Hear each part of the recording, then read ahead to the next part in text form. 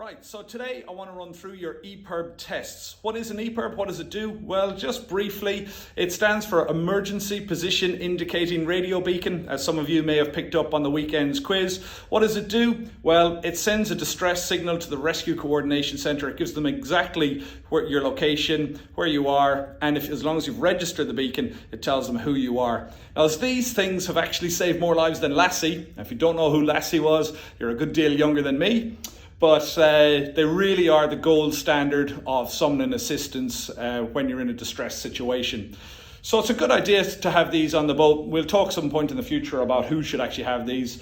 But today I just want to talk about the test on this. So let's get into that. When you're testing the beacon, the first thing we're looking for is any water ingress in or any cracks in the plastic. We don't want to see water inside that beacon. So this one here looks quite good. There's no cracks and there's no damage to the beacon itself. You also want to check the mount of the EPIRB and make sure that it's secure in its location and it's also not broken and it's not going to fall out.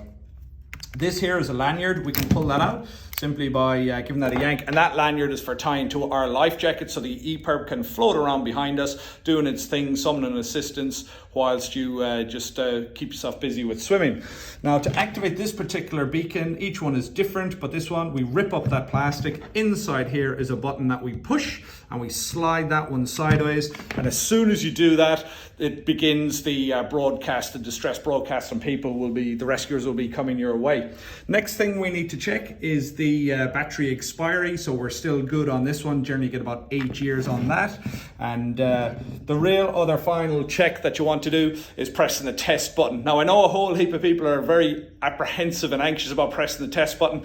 Don't worry, you're fine. It's not going to have a helicopter hovering over your head. You need to press the test button. We do it once a month, or as per the manufacturer's recommendation. Now, there's only enough lifespan in the battery to do the prescribed tests, so it's important that you don't just keep testing it randomly. You got to do it at the prescribed period, otherwise the battery life won't actually last as long as is indicated.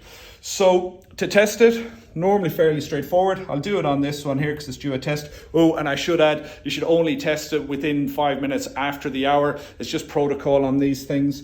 But push the button, give it a test. So there we go. Little push, we can see a red light has come on, followed by some strobes around the back, and also we have red and green down there. So you get a set of light flashes, green, red flashes. You need to look in your owner's manual and it will tell you if it's okay, it will tell you if the battery is low, or it will in fact tell you if there's a problem with the GPS inside the unit itself. So look, it's really important you know how to use this thing. It's really important to have tested it and make sure it's always available. If, as we saw from some of the other videos recently, you need it in a hurry, it needs to be somewhere easily accessible. Hopefully you found that useful, so get familiar with the gear on your boat.